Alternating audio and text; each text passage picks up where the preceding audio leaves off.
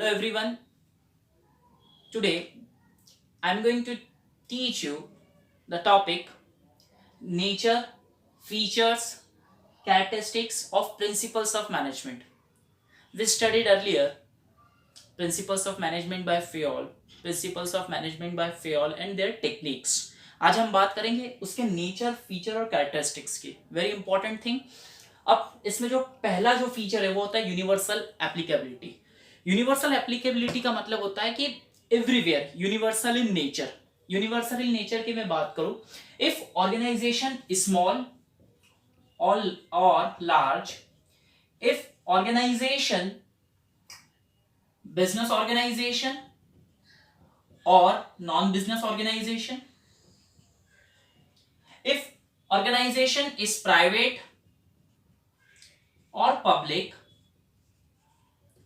कोई भी ऑर्गेनाइजेशन हो, हमेशा प्रिंसिपल्स ऑफ मैनेजमेंट एक तरह से क्या होते हैं, फॉलो होते हैं, यूनिवर्सल इन नेचर होते हैं, at all levels also, at all levels, at times. हम ये भी इसके अंदर बात करते हैं. जैसे I am talking about example. अगर मैं एग्जाम्पल की बात करूं, इसमें डिवीजन ऑफ वर्क प्रिंसिपल लूं, डिवीजन ऑफ वर्क. तो डिवीजन ऑफ वर्क हमने देखा है कि all kinds of organization and results in specialization matters. It depends upon the nature and size of the organization. कि ये किस पे डिपेंड करता है, उसके नेचर पे डिपेंड करता है, उसकी साइज पे डिपेंड करता है कि कैसे डिवीजन ऑफ वर्क करना है. तो यूनिवर्सल एप्लीकेबिलिटी मीन्स कि it doesn't matter organization small और लार्ज, ऑर्गेनाइजेशन पब्लिक और private, but at all levels it is universalization कि हर जगह यूज होगी. ठीक है, ऐसा कहीं लिखा हुआ नहीं, it is not written anywhere कि इसी ऑर्गेनाइजेशन में यूज होगी. Next thing is that general guidelines. General guidelines means it is only a general guidelines, it is not a readymade solutions. कि जैसे आप जो मैनेजमेंट प्रिंसिपल्स की अगर हम बात करते हैं तो ये सिर्फ जनरल गाइडलाइंस है. जैसे इन रियल बिजनेस सिचुएशन बहुत जो कि कॉम्प्लेक्स होती है, इट इज वेरी कॉम्प्लेक्स, यानी बहुत कठिन होती. तो ऐसा कहीं रिटर्न नहीं है कि अगर ऐसी प्रॉब्लम आएगी, if any managerial problem arises, तो ऐसी प्रॉब्लम्स को फेस करने के लिए इसके कोई रेडीमेड सॉल्यूशन पहले से बुक्स में दे रखा है, उन्होंने पहले से बता दिया है. ऐसा कहीं भी लिखा हुआ नहीं है, it is not written anywhere. तो आपको ये चीज समझनी है. ठीक है, it is only general guidelines कि अगर ये गाइडलाइंस अगर यूज करते हैं या गाइडलाइंस को फॉलो करते हैं तो अपन आगे जाएंगे एक तरीके से. जैसे आपको मैंने एक बार और बताया था जनरल गाइडलाइंस में, जैसे कि एग्जाम्पल की अगर मैं बात करूं, यूनिटी ऑफ कमांड फेयोल ने दिया, आपको पता है. ठीक है, unity of command, receive orders from one boss. ठीक है, तो ये एक प्रिंसिपल है, जनरल गाइडलाइन है, वो बोले कि ऐसा करना चाहिए. बट एप्लीकेबिलिटी ऑफ दिस, अगर हम इसको एप्लीकेबल करते हैं ऑर्गेनाइजेशन में, तो इससे क्या होगा, एम्प्लॉय मोटिवेशन होगा, एम्प्लॉय में मोटिवेशन आएगा थोड़ा सा. ठीक है, एम्प्लॉय में मोटिवेशन आएगा. Next thing is that smooth functioning होगी ऑर्गेनाइजेशन की. तो ये क्या है, एक गाइडलाइन है जिसको अपने को फॉलो करना चाहिए. Next is form by practice and experimentation. Form by practice and experimentation means it is not developed और जनरेट इन वन नाइट. कि ऐसा नहीं है कि एक बार में सोचा कि यार हमको आइडिया है, ऐसा ऐसा कर लिया. नो, इसके पीछे बहुत एक रिसर्च वर्क है, ऑब्जर्वेशन वर्क है, and there are so many experiments कि बार बार ये कर करके अपन ने देखा उसको. जैसे मैं एक एग्जांपल देता हूं आपको. एग्जांपल है discipline. Suppose discipline means obedience of rules and regulations in the organization. अगर जैसे समझो रूल्स और रेगुलेशंस को हम फॉलो कर रहे हैं, प्रॉपर वे में फॉलो कर रहे हैं, ये करके देखा हमने बार बार, तो we are achieving our objectives, we accomplished our objectives में जो हमने जैसा सोचा था वैसा हुआ. बट जब डिसिप्लिन को फॉलो किया तब, ठीक है, अगर हमने कुछ कंडीशन में डिसिप्लिन को फॉलो नहीं किया, इन सेवरल कंडीशंस अगर हमने डिसिप्लिन को फॉलो नहीं किया, in that times we are not achieving our objectives. तो ये होता है कि बार बार अगर उस चीज को कर करके देखने पे अपन ने उसको एक तरह से प्रिंसिपल जो उसका नेचर है उसको बताया है. ठीक है, next is that flexible means management principles are not absolute in nature. ऐसा नहीं कि ऐसा बोल दिया तो ऐसा ही होना चाहिए, ऐसा बोल दिया तो यही होना चाहिए. It is not rigid and not in static in nature. ये कोई एक तरह से रिजिड भी नहीं है कि कोई जैसे बोल दिया ना कि जैसे यार ये अगर स्टेटमेंट बोल दिया तो ऐसा का ऐसा ही होना चाहिए. नो, इट इज नॉट, यहाँ पे डिपेंड नहीं करता है। जैसे मैं आपको एग्जांपल देता हूँ कि फ्लेक्सिबल मीन्स, जैसे एग्जांपल की बात करता हूँ, सेंट्रलाइजेशन एंड डिसेंट्रलाइजेशन। ठीक है, फेयोल ने प्रिंसिपल दिया है, तो हमने क्या पढ़ा था, decentralization means importance of subordinates, कि उसको अथॉरिटी देना, अलग अलग लेवल्स पे देना।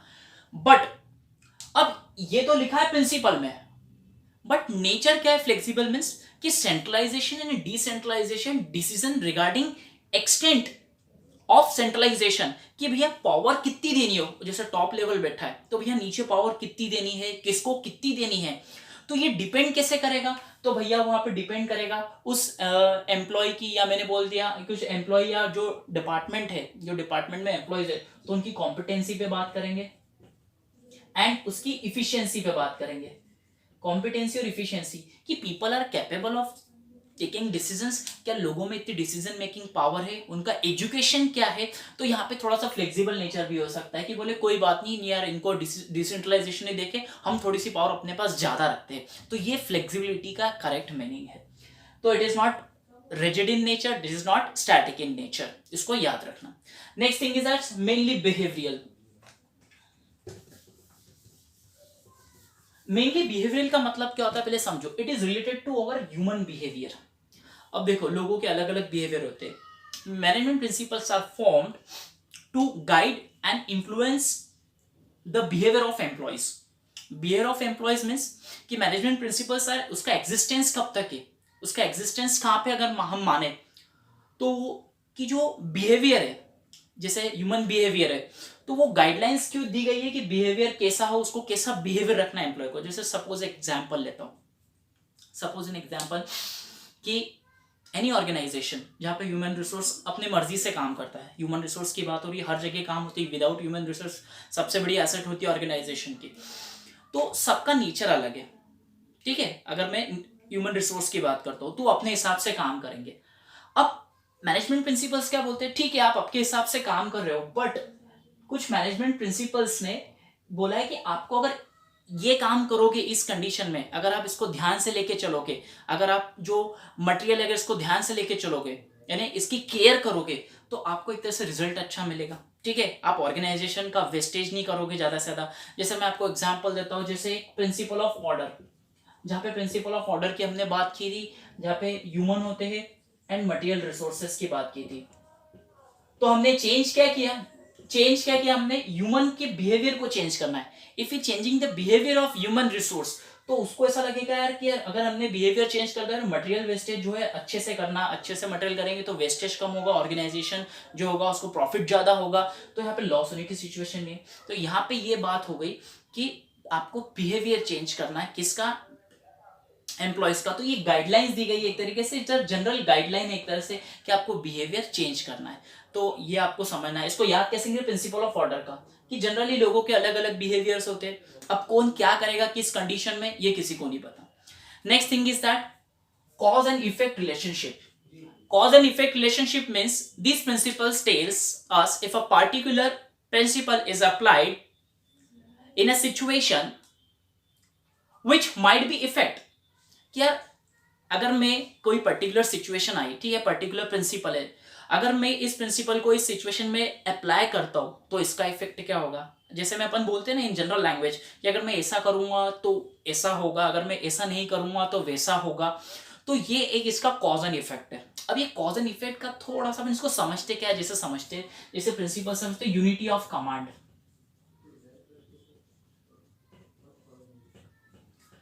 Unity of command, unity of command क्या बोलता है कि receive order from one boss. ठीक है, receive order from one boss, ये अपना जनरल स्टेटमेंट है। If suppose orders from more than one boss, ठीक है, एक से ज्यादा बॉस है, ठीक है, एम्प्लॉयज के, तो इस केस में क्या होगा। अब जो इसका एक तरीके से अगर मैं आपको बोल दूं, इसका जो मल्टीपल, मैं इसकी कॉस्ट की बात करूं, इसकी कॉस्ट की बात करूं, मैंने बहुत सारे लोगों ने काम दिया है, मल्टीपल कमांड जो हो गया ये इसका कॉज हो गया। मल्टीपल कमांड है, ज्यादा कमांड, एक से ज्यादा लोगों ने कमांड दिया, तो ये इसका एक तरह से कॉज हो गया।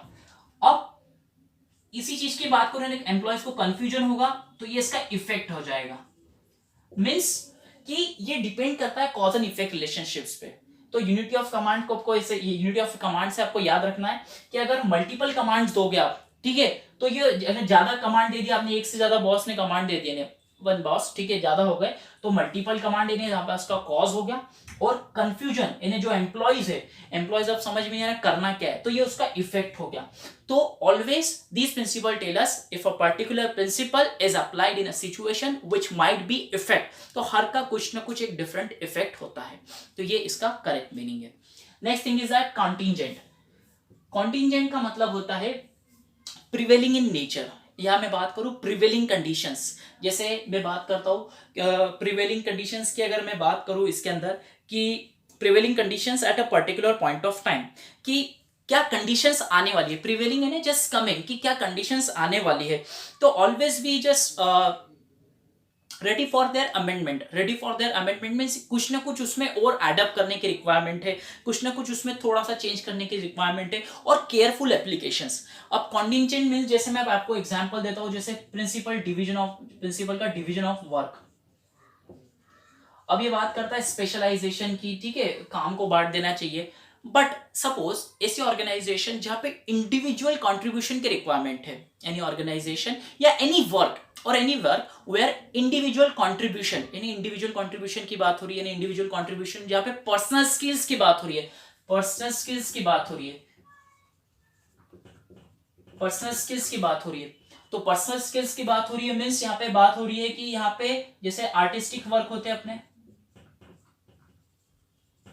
जहाँ पे आप मैनेजमेंट प्रिंसिपल स्पेशलाइज कैसे करोगे, ऑर्गेनाइजेशन इतनी छोटी है, ठीक है, जहाँ पे पर्सनल स्किल्स को आपको कंट्रीब्यूट करना है, तो यहाँ पे क्या होगा, ये एक तरह से कॉन्टीजेंट है, प्रीवेलिंग कंडीशंस में काम आते हैं। तो I hope you understand the nature and characteristics or characteristics of principles of management। तो ये टोटल 7 कैरेक्टरिस्टिक्स है। तो आपको पहले इसको समझना है, फिर इसके ऊपर केस स्टडी सॉल्व करना है, बुक्स में जो भी दे रखी है, तो धीरे धीरे आपको चीजें समझ में आ जाएगी। I hope you understand the nature of principles of management. Thank you, that's all for today.